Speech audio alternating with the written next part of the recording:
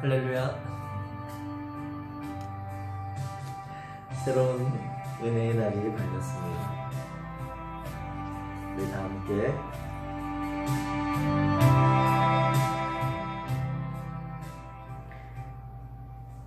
믿음의 고백 드림으로 2020년 9월 4일 금요일 새벽 기도회를 하나님 앞에 함께 드리도록 하겠습니다. 전능하사 천지를 만드신 하나님 아버지를 내가 믿사오며 그 외아들 우리 주 예수 그리스도를 믿사오니 이는 성령으로 잉태하사 동정녀 마리아에게 나시고 본디오 빌라도에게 고난을 받으사 십자가에 못 박혀 죽으시고 장사한 지 사흘 만에 죽은 자 가운데서 다시 살아나시며 하늘에 오르사 전능하신 하나님 우편에 앉아 계시다가 저리로서 산자와 죽은 자를 심판하러 오시리라. 성령을 믿사오며 거룩한 공예와 성도가 서로 교통하는 것과 죄를 사하여 주시는 것과 몸이 다시 사는 것과 영원히 사는 것을 믿사옵나이다. 아멘. 찬송가 491장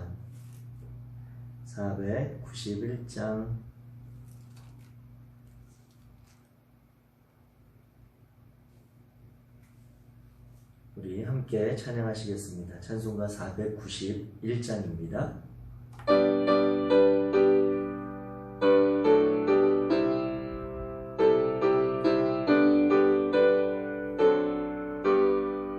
저 높은 곳을 향하여 날마다 나아갑니다.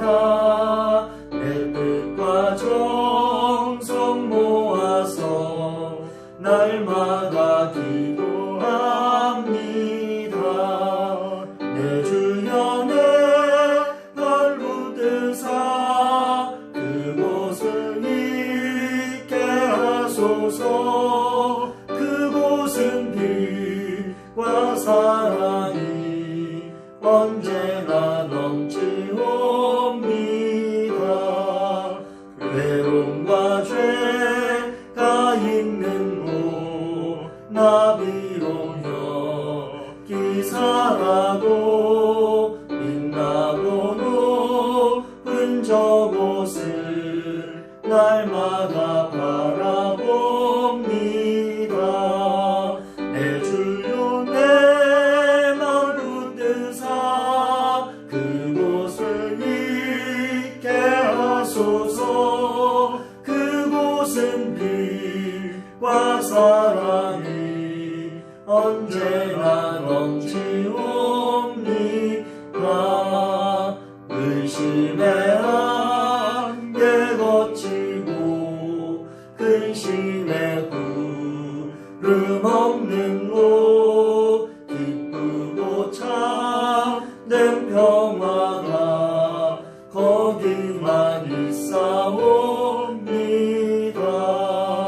내 주연에 맘 붙드사 그곳을 있게 하소서. 그곳은 빛과 사랑이 언제나 넘치옵니다. 험하고 높은 이 길을 쌓으며 나아갑니다. 다시금 기도하오니 내 주여 인도하소서. 내 주여 내 맘 붙드사 그곳을 있게 하소서. 그곳은 빛과 사랑이 언제나 넘치옵니다. 내 주를 따라 올라가 저 높은 곳에 우뚝 서 영원한 보람 누리며 즐거운 노래 부르리. 내 주여 내 맘 붙드사 그곳을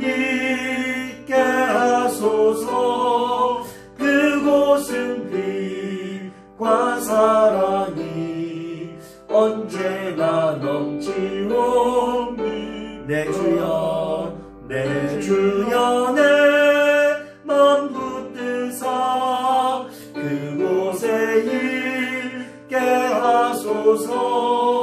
그곳은 빛과 사랑이 언제나 넘치옵니다.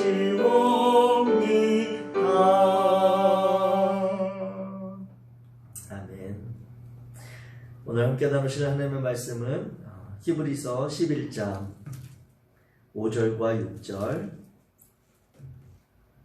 말씀입니다. 히브리서 11장 5절과 6절 말씀.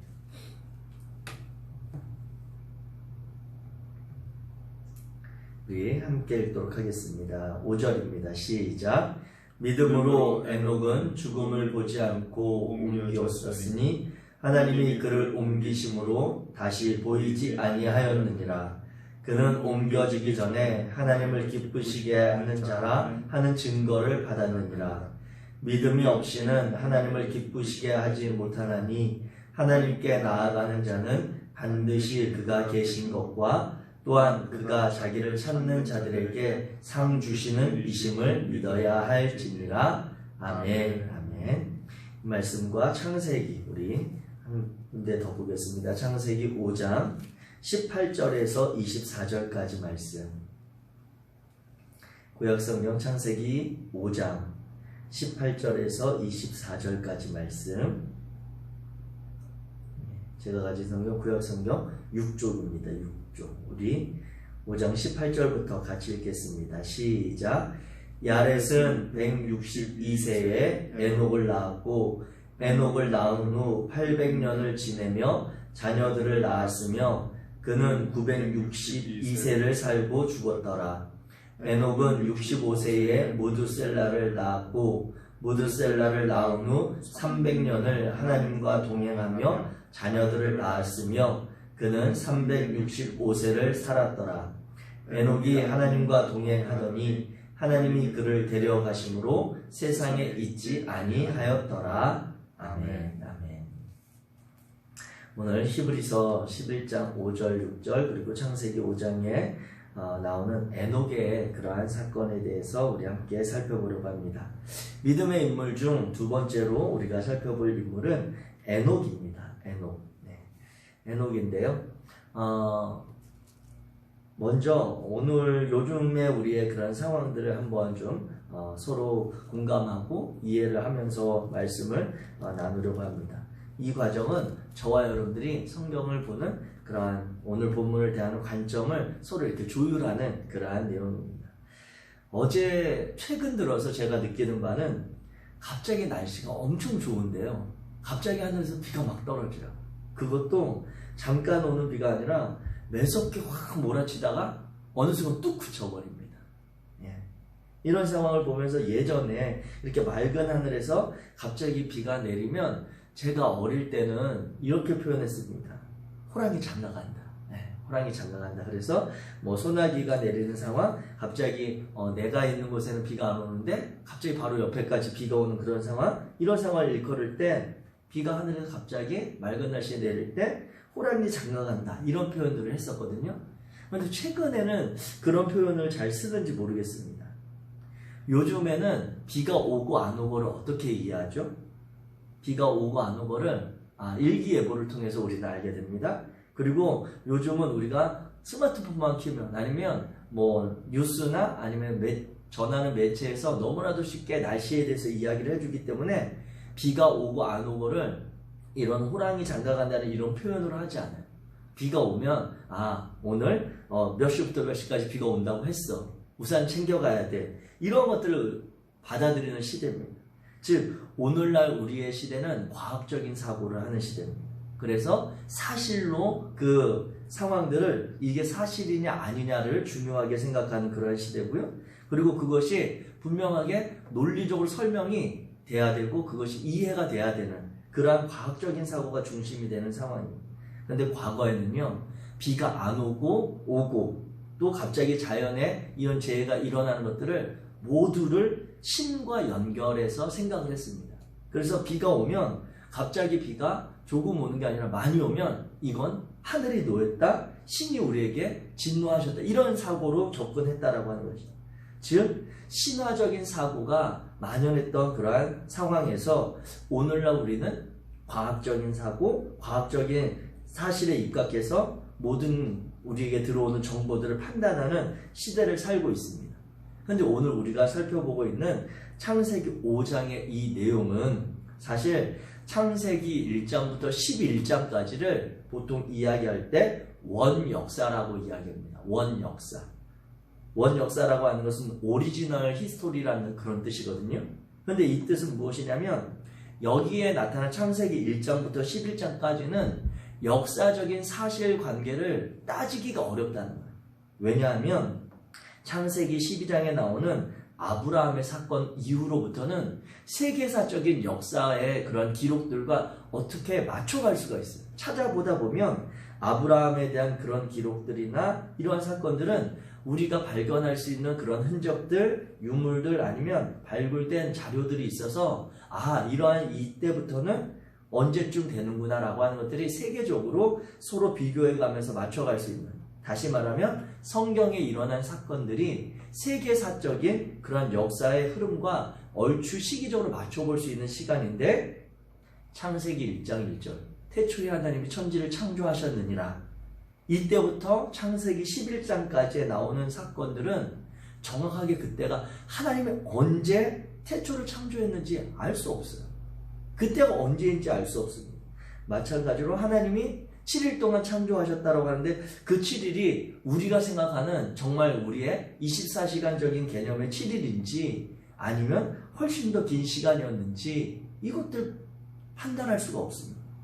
그래서 우리가 성경을 읽을 때 우리는 성경에 대해서 신뢰하고 하나님이 우리에게 주신 계시로 받아들이는 건 맞습니다만 그 성경에 대해서 이야기할 때 창세기 1장부터 11장까지의 내용은 우리가 이것은 과학적인 사실이다, 과학적인 팩트다라고 하는 그러한 접근보다는 이 당시에 일어났던 그러한 상황들을 압축해서 기록해 놓은, 어쩌면 또 그 내용들에 있어서 표현들이 우리가 오늘날 사용하는 과학적이고 논리적인 그러한 관점의 표현들이 아니라 어떤 신화적인 그러한 표현들로 정리되어 있을 수 있다라고 하는 그러한 조금은 열린 자세를 가지고 이 본문을 대하실 필요가 있습니다. 오늘 본문도 그 안에 있는 창세기 5장의 사건을 히브리서의 저자가 이 초대교회 성도들에게 그 내용을 믿음으로 설명해가는 과정이기 때문에 그런 시각의 조정이 약간 필요해서 성도님들과 이 부분을 먼저 나눕니다. 오늘 우리가 살펴보려고 하는 이 에녹의 사건은 히브리서 5장에 11장에 보게 되면 이렇게 두 절을 통해서 기록하고 있는데 정리해서 5절, 6절을 이야기한다면 에녹이 하나님 앞에 믿음으로 살아갔다라고 하는 것입니다. 그가 가졌던 믿음은 무엇이냐면 그가 가졌던 믿음을 한 문장으로 정리한다면 하나님을 기쁘시게 하는 그러한 삶의 행동이 있었다라고 하는 것이죠. 그런데 그 행동을 유지할 수 있었던 그 근거가 무엇이냐면 그가 가지고 있는 믿음인데 그 믿음은 두 가지입니다. 첫 번째, 그는 하나님은 반드시 계시다라고 하는 믿음, 이 믿음이 있었고, 두 번째는 하나님은 자기를 찾는 자들에게 반드시 상 주시는 그런 분이다라고 하는 믿음이 에녹에게 있었다라고 하는 것이죠. 이것을 우리가 히브리서 11장 1절에 믿음의 정의의 관점에서 풀어서 본다면 에녹이 가졌던 하나님은 반드시 계시다라고 하는 것은 그 믿음은 보이지 않는 것들에 대한, 존재하지 않는 것들에 대한 믿음이었습니다. 이게 존재하지 않는다라고 표현한 것이 없다라고 하는 개념이 아니라 그가 경험해 볼 수 없었다라고 하는 그러한 표현입니다.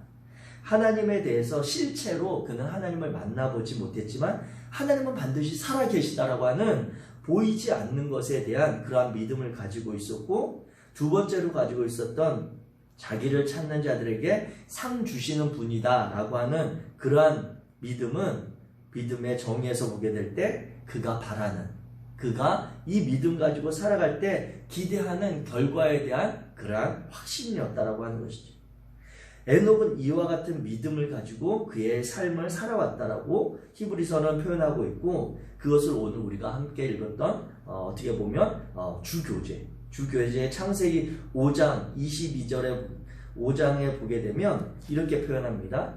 에녹이 하나님과 동행하더니, 네, 창세기 5장 24절입니다. 하나님과 동행하였던 그 삶이 히브리서 11장 5절에 가면 그가 하나님을 믿었던 그 믿음으로 표현되고 있습니다.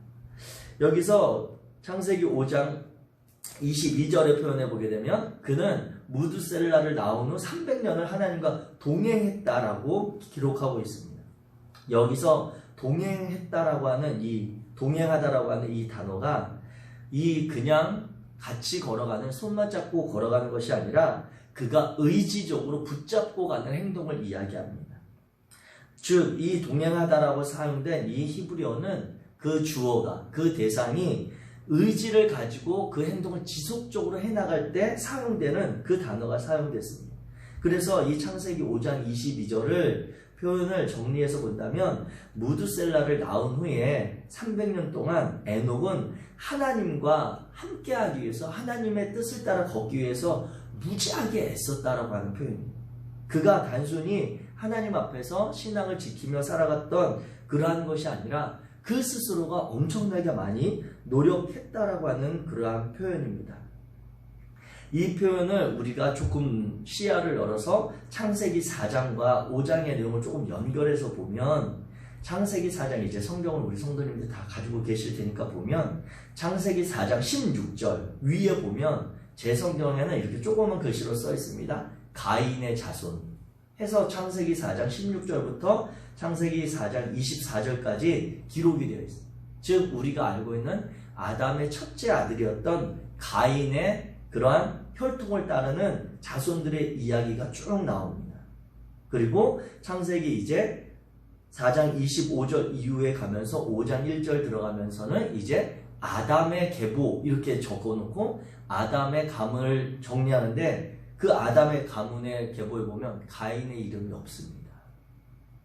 중간에 그래서 성경을 읽다 보면 창세기 4장 23절에 가면 라멕이라고 하는 인물이 등장을 하고, 19절에도 보면 라멕이 등장하는데, 이 라멕이 창세기에 보면 가인의 혈통을 따르는 그 집안에도 라멕이라고 하는 이름을 사용한 인물이 있었고, 아담의 그러한 가문을 따른 이들 가운데 보면 이 에녹의 손자인 라멕이 등장을 합니다. 그래서 이름만 같지 이 사람들이 같은 인물 아닙니다.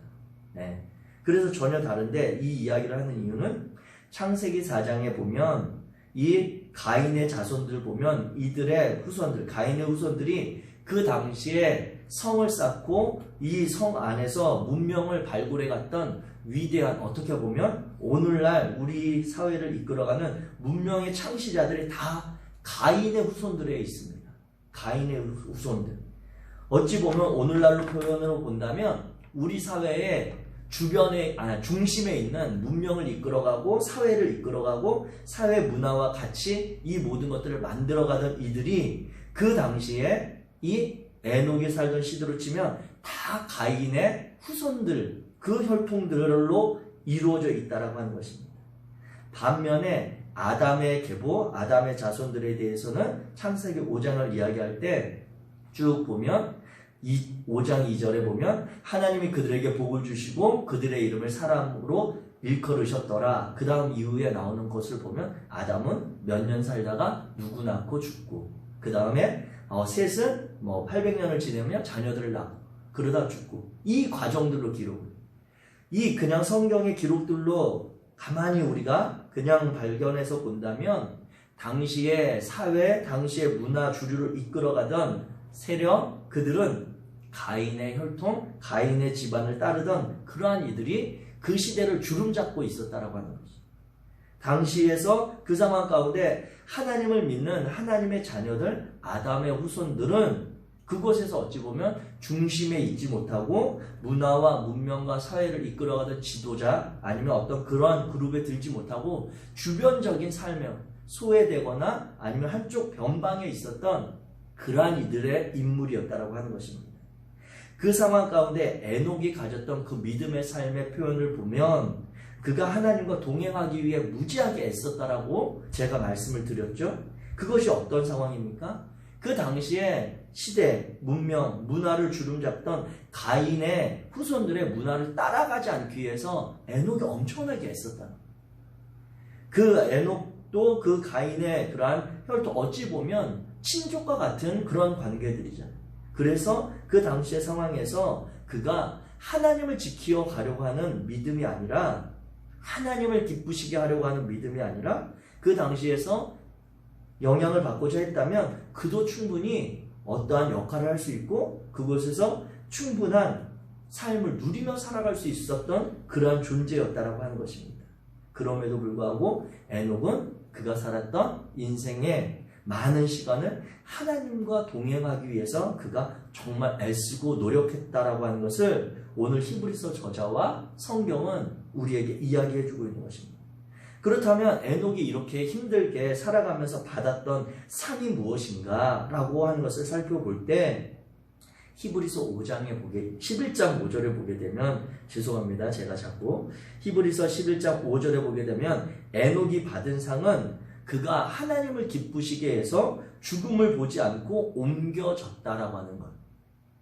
그가 받은 상은 그것입니다. 에녹이 받은 상은 이 땅에서 그렇게 하나님의 뜻을 따라 애쓰고 살아가고자 힘쓴 결과 그가 옮겨졌다라고 하는 그러한 표현입니다.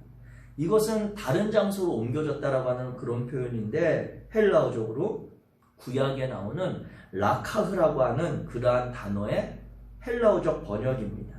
이 라카흐라고 하는 단어가 성경에 몇 군데 나오는데 그 주로 쓰인 것이 에녹 사건과 우리가 또 알고 있는 엘리야 사건에 기록이 됩니다. 엘리야가 그 하나님 엘리사와 동행하다가 갑자기 하늘로 들림받는 그 상황 가운데도 이 라카흐라고 하는 단어가 기록이 되는데 이 단어가 열왕기상 19장 10절에 보면 한 번 더 사용이 됩니다. 그런데 그 19장 10절에 표현될 때 어떻게 번역이 되어 있냐면 이 열왕기상 19장 10절은 엘리야가 이제 갈멜산에서 바알 선지자와 그런 아세라 선지자들과 대결해서 이긴 이후에 이세벨의 그러한 그 화를 돋구고 그의 진노를 사서 도망가서 호렙산에서 숨어 지내던 상황입니다.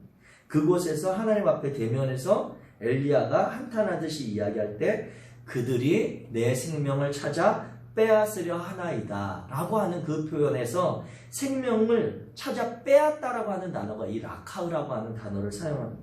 즉 생명을 취하다라고 하는 그러한 단어로 동일하게 이 라카흐가 사용됐다라고 하는 거예요. 그렇다면 이 라카흐라고 하는 단어는 장소로 옮겼다라고 하는 표현도 맞는데 그 단어는 어찌 보면 생명이 취함당하는 죽음을 일컫는 단어와 같이 사용되고 있다라고 하는 것입니다. 그러면 정리해서 다시 한번 히브리서 11장 5절에 에녹이 받은 상을 본다면 에녹은 하나님을 기쁘시게 해서 그가 죽음을 보지 않고 옮겨졌다라고 하는 것인데 그 맥락에 흐르는 근본적인 그러한 표현은 그가 이 땅에서의 삶이 사라졌다라고 하는 그러한 표현입니다. 그래서 창세기 5장 24절에 보게 되면 에녹이 하나님과 동행하더니 하나님이 그를 데려가심으로 세상에 있지 아니하였더라 이렇게 기록을 하고 있는 것이죠. 그러니까 에녹이 죽었느냐 안 죽었느냐 이 표현은 어찌 보면 신화적인 표현에 따라서 볼 때 에녹의 삶에 대해서 어찌 보면 경건한 표현으로 바꿔서 이야기한 그러한 단어일 수가 있습니다. 에녹이 받은 믿음의 결과 이 땅에서 옮겨지는 것 그것이 성경은 믿음에 따른 그러한 하나님의 복이었다고 이야기합니다. 여러분도 혹시 이러한 믿음의 복을 받기를 원하십니까? 정말 받기 원하십니까? 잘 생각하시고 대답하셔야 돼요. 잘 생각하시고. 에녹이 하나님께 받았던 복은 이 땅에 존재하지 않는 것입니다. 우리의 삶이 이 땅에서 그치는 것이에요. 1997년에 우리나라에 엄청 큰 사건이 하나 있었는데 그 대형 사고가 있었습니다. 1997년 8월 6일 날 괌에서 우리나라 대한항공 칼기가 추락한 사건이 있었습니다. 그래서 그 칼기에 타고 있었던 승객의 전원이 거의 99%가 사망을 하고 몇 명 크게 다쳤다라고 하는 그러한 사건이 그때 보도된 적이 있었습니다. 제가 그 당시에 어리기도 했고 잘 몰랐는데 저는 이 이야기를 사건을 그 비행기와 연관됐던 목사님이 하시는 이야기를 듣고 세상 다시 떠올랐습니다. 1997년 8월 6일 날 괌으로 향하던 대한항공 801편 보잉 747기가 추락을 했는데 한 목사님이 그 비행기를 예약을 하셨어요. 그래서 성도들과 그 주변에 알던 이들이 다 그 목사님이 그 비행기를 타는 줄 알고 있었는데 이 목사님이 그 며칠 전에 사정이 생겨서 이 비행기를 취소하고 그 다음 편 비행기를 예약을 하셨습니다. 그런데 이 상황을 성도들이나 주변에 있던 분들은 몰랐어요. 그래서 이 목사님이 다 그 사고로 사망한 줄 알았다는 거예요. 그런데 이 목사님이 실제로는 사망하지 않고 그 다음 비행기를 탔기 때문에 그 사고를 피할 수 있었는데 그 소식을 들은 그 목사님을 아는 성도님들이나 주변의 분들이 다 이렇게 이야기했다는 겁니다. 정말 다행이다. 목사님 하나님의 은혜예요. 이렇게 했다는 거예요. 정말 하나님의 특별한 은혜였고 목사님을 사랑하시는 하나님의 그런 뜻이다라고 그 성도님들도 믿음 있으신 분들이 이야기하는 것들을 보면서 이 목사님은 그 이후로 자신이 강단에서 설교했던 내용의 구원과 복과 그리고 천국과 믿음에 대해서 정말 다시 진지하게 생각했다라고 이야기하십니다. 그 목사님이 누구시냐면 이재철 목사님입니다. 우리에게 잘 알려진 그리고 한국교회에 많은 울림을 주는 메시지를 전해주는 이재철 목사님이 그 사건에 대해서 자신이 경험했던 이야기에 대해서 직접 이야기하는 것을 들은 적이 있어요. 우리 성도들이 믿는 것, 저와 여러분들이 믿는 것, 정말 하나님의 은혜다, 하나님의 복이다라고 하는 것, 그것이 에녹과 같은 이와 같은 복 사모하는 것 맞으십니까? 하나님이 정말 오늘 우리에게 복 주셔서 에녹처럼 우리를 오늘 이 땅에서 하나님의 나라로 옮겨가신다라고 할 때 저와 여러분들은 하나님 감사합니다. 정말 하나님의 은혜입니다. 찬송하면서 그 길을 갈 준비가 되어 있으십니까? 잘 생각하셔야 돼요.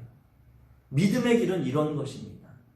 에녹이 받았던 믿음의 위인에 들었던 에녹이 하나님을 기쁘시게 함으로 하나님과 동행함으로 받았던 그 복이 이 땅에서의 삶이 그치는 그러한 복이었습니다. 성경은 이것을 창세기에서는 앞에서 말씀드린 대로 신화적인 표현으로 그가 하나님이 데려가셨다라고 경건하게 표현하고 있지만 어찌 보면 에녹은 이 땅에서의 삶이 끝났다라고 하는 것입니다. 우리 기독교적으로 죽음을 일컫는 말이 있죠. 우리는 교회에서 표현할 때 어떤 분이 돌아가시게 되면 우리 한국말로는 높여 부르서 돌아가셨다. 교회 안에서는 소천하셨다. 하나님이 부르셨다는 뜻이잖아요. 그런데 이 에녹의 상황에 비춰본다면 히브리서 11장에 죽음을 보지 않았다라고 하는 그러한 말에 매여서 본다면 에녹은 실종된 것이고요. 히브리서 11장의 표현이 구약의 성경의 그런 번역이라고 하는 것을 염두에 두고 본다면 에녹은 죽임을 맞이한 것이 맞습니다. 그런데 하나님은 그의 삶을 짧은 그런 삶입니다. 에녹의 삶은 그 주변에 창세기 5장 족보를 읽어보시면 유난히 짧습니다. 에녹을 중심으로 볼 때 가장 짧게 산 아들이 그 아들인 손자인 라멕이 777년 산 게 가장 짧아요. 그리고 가장 많이 오래 산 인물은 에녹의 아들이었던 무두셀라입니다. 이와 같은 상황을 보게 될 때 그 당시의 상황에서 에녹은 다른 이들보다 짧은 시간을 살면서 죽음을 맞이한 그러한 인물입니다. 앞에서 보았을 때 그의 삶이 어떠했다고요? 주변에 있었던 문명의 중심에 있거나 그 중심에서 다른 사람들에게 인정받았던 삶이 아니라 그가 가졌던 신앙, 하나님을 붙들기 위해 치열하게 정말 애쓰며 살았던 그런 삶의 결과였다라고 하는 것입니다. 우리 주변에도 이러한 일들이 일어나지 않습니까? 우리 교회 안에 아니면 우리가 아는 이들 중에 정말 저 사람은 하나님에 대한 믿음이 이렇게 좋은데 그가 정말 하나님 앞에 그렇게 열심히 신실하게 살려고 했는데 어찌해서 저렇게 짧은 생을 살게 되었는가?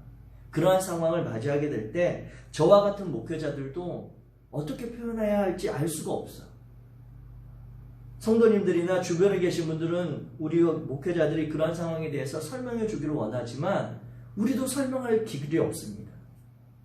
하나님이 데려가셨다라고 했을 때 그것이 어찌 보면 가장 정확한 표현 맞지만 남겨진 유족들이나 떠나보내는 이들에게는 하나님은 왜 이렇게 짧은 생을 주시고 데려가는가라고 하는 마음의 상처를 줄까봐 그러한 표현도 쉽게 할 수가 없습니다.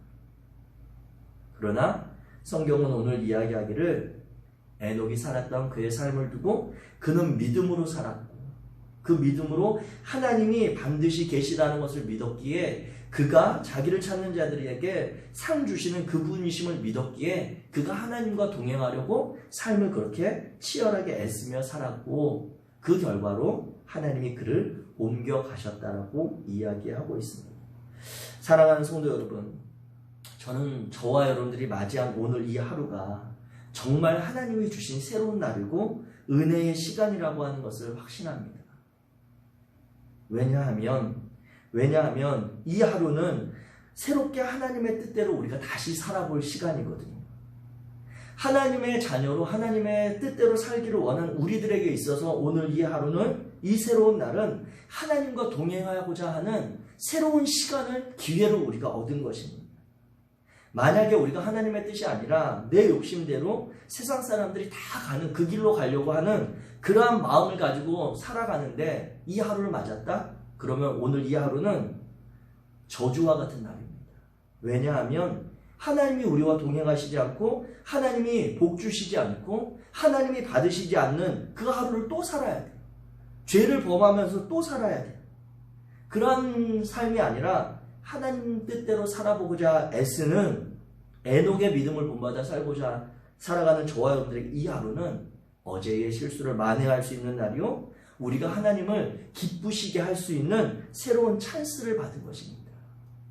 이 하루를 정말 소중하게 여기고 에녹과 같은 믿음으로 오늘 나의 삶 가운데 찾으시는 하나님이 기대하시는 삶이 있다면 무엇일까? 하나님이 나에게 요청하시는 그러한 믿음의 삶이 있다면 무엇일까를 고민하며 살아가는 저와 여러분 되기를 원합니다.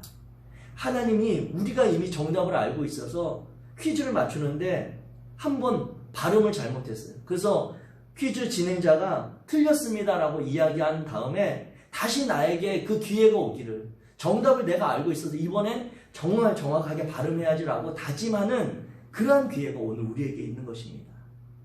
그 마음 가지고 어제의 삶, 이전의 삶을 돌아보시면서 오늘 하나님이 나에게 기대하시는 새로운 삶은 무엇일까? 믿음으로 살아가는 삶은 무엇일까? 하나님을 기쁘시게 하는 삶은 무엇일까? 고민하며 살아가는 복된 성도들, 정말 하나님의 자녀들 되시기를 주의 이름으로 축복합니다. 기도하겠습니다. 사랑의 하나님, 감사합니다.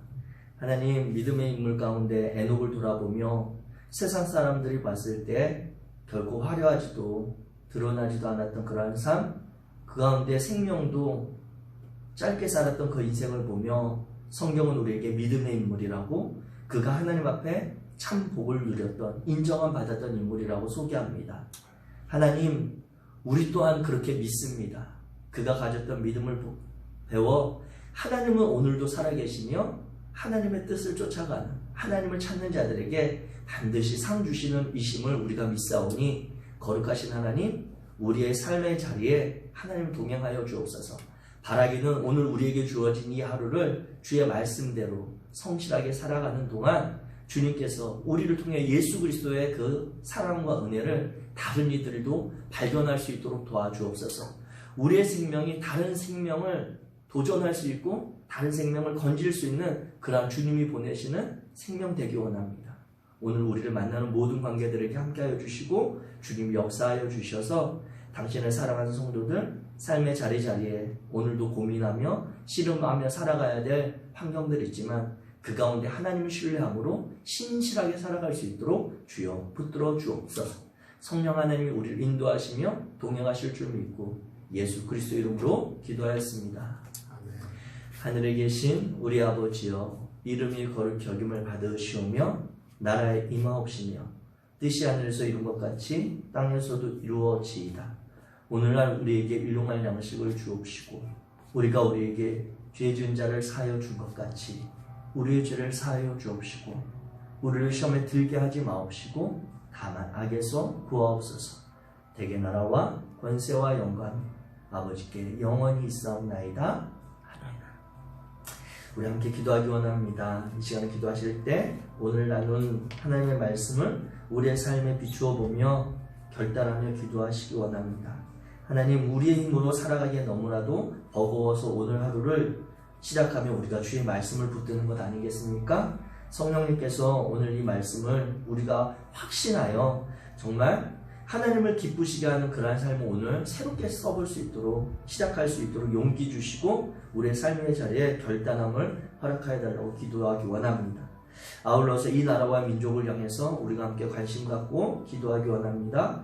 코로나19 상황과 그리고 지나간 태풍, 또 태풍이 또 있다고 하죠. 그러한 상황들 가운데 정말 우리들 개개인이 해야 될 일이 있고 국가가 해야 될 일이 있습니다. 그리고 그 국가의 체계와 사회를 만들어가는 일에 우리가 합력하고 또 관심 가져야 될 책임도 우리에게 있습니다. 그러한 깨어있는 열린 마음을 위해서 기도해 주시고 그 일들을 맡고 이끌어가는 지도자들, 그리고 맡겨진 일들을 감당해야 될 일선에 있는 이들을 위해서도 중보하며 기도해 주시기 원합니다. 우리의 신앙의 공동체를 위해서 기도해 주십시오. 오늘 주일 금요 기도회가 있습니다. 또 아울러서 말씀으로 살아가고자 애쓰는 우리 성도님들 가운데 오늘 하나님이 마음 주시는 이들이 있다면 한번 연락하셔서 서로 어떻게 지내는지 돌아보는 것, 이것도 하나님이 우리에게 주시는 마음이고 공동체를 통해 일구시고자 하는 하나님의 그러한 나라입니다. 그 나라를 세워가는 우리들 될 수 있도록 함께 관심 갖고 우리 교회와 성도들 그리고 교육자들 위해서 중보해 주시길 부탁드립니다. 하나님이 우리를 믿고 우리에게 허락하신 마음의 소원함이나 기도 제목이 있다면 그것들도 하나님 앞에 우리가 다시 한번 품고 기도하기 원합니다. 이 시간 주의 이름 한번 부르시고 기도하시다가 삶의 자리로 나아가겠습니다. 주여, 할렐루야. 사랑의 주 하나님 아버지